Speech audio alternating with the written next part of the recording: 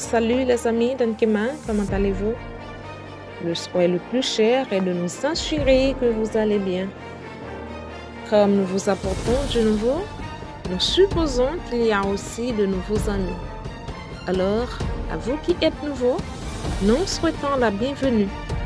Après avoir regardé cette vidéo, n'oubliez pas de liker, partager et surtout vous abonner pour faciliter la réception du prochain numéro. Regardez, c'est une vue de l'univers. Qu'est-ce que l'univers?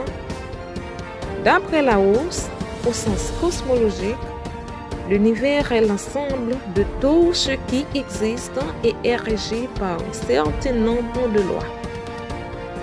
La cosmologie cherche à appréhender l'univers d'un point de vue scientifique comme l'ensemble de la matière distribuée dans l'espace-temps.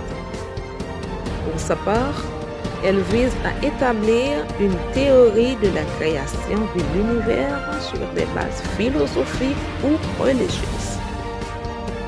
Dans ce documentaire, nous nous proposons de graviter autour de certaines assimilations au sujet de l'existence de l'univers. Pour consulter les approches, nous allons parcourir deux grands et importants champs. La théorie du Big Bang et celle du créationnisme. Nous partons avec la théorie du Big Bang. Boum! Qu'est-ce que vous voyez? D'après cette théorie, l'univers est né d'un amas de matière très dense et très chaud. Il y a environ 13,7 milliards d'années. Une dilatation progressive comme un ballon gonflé. Considérons maintenant le créationnisme. D'après cette théorie, il existe un être qui a tout créé. D'après la lecture faite dans le livre appelé Bible au chapitre 1er du livre de la Genèse, au commencement, Dieu créa les cieux et la terre. La terre était informe et vide. Il y avait des ténèbres à la surface de l'abîme et l'Esprit de Dieu se mouvait au-dessus des eaux. Dieu dit que la lumière soit, et la lumière fut. Dieu vit que la lumière était bonne et Dieu sépara la lumière d'avec les ténèbres. Dieu appela la lumière jour et appela les ténèbres nuit. Ainsi, il y eut un soir, il y eut un matin, ce fut le premier jour. Dieu dit qu'il y ait une étendue entre les eaux et qu'elle sépare les eaux d'avec les eaux. Et Dieu fit l'étendue et il sépara les eaux qui sont au-dessous de l'étendue d'avec les eaux qui sont au-dessus de l'étendue. Et cela fut ainsi. Dieu appela l'étendue ciel. Ainsi, il y eut un soir, il y eut un matin, ce fut le second jour.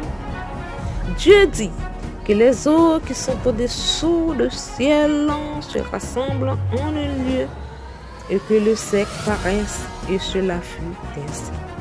Dieu appela le sec terre et il appela l'amas des eaux mer. Dieu vit que cela était bon.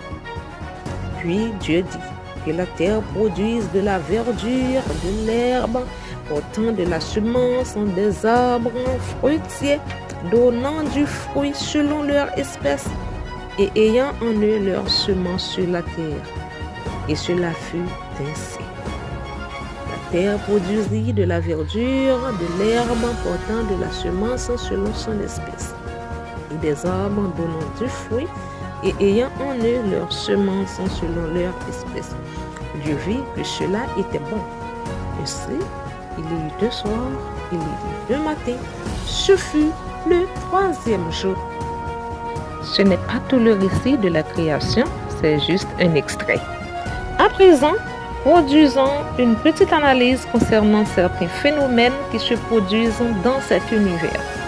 On a ceci, c'est la rotation de la Terre. C'est-à-dire la Terre qui tourne constamment sur elle-même sur une durée de 24 heures.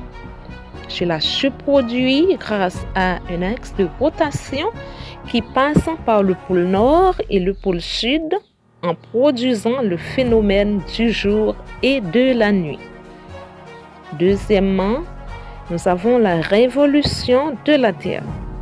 C'est la Terre qui tourne autour du Soleil.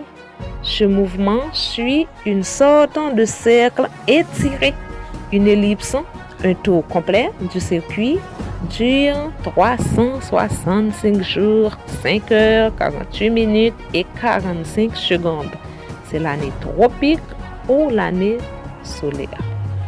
Et 365 unités, 2425 10 millièmes jour pour l'année grégorienne. Suivons de près ou de loin. Que ce soit de la théorie du Big Bang, que ce soit du créationnisme, ce phénomène considéré nous amène à réfléchir. Tout est régi par des lois dans l'univers. Les astres qui suivent leur horaire respectif, la grande étendue d'eau salée qui respecte ses limites, la végétation naturelle, le cycle saisonnier des arbres fruitiers, et j'en passe, sans oublier la pesanteur. Tout cela fait croire qu'il existe des lois qui ne sont pas violées. Or, s'il existe une loi, il y a aussi un législateur. Qui est-il? Contemplons avec passion la beauté architecturale qui nous est seulement disposée de plus près de nous. Qu'en dites-vous? C'est merveilleux. Le grand panorama qui est au-dessus de notre tête, les rivières, les montagnes, les collines, les vallées, c'est donc un art. Or, s'il y a d'art, il y a donc l'artisan. Alors, mes amis, de ces théories qui nous invitent à la compréhension, à l'analyse et à la déduction, quel est votre avis? Nous vous attendons pour vos commentaires. N'oubliez pas de vous abonner pour la suite. Bye bye.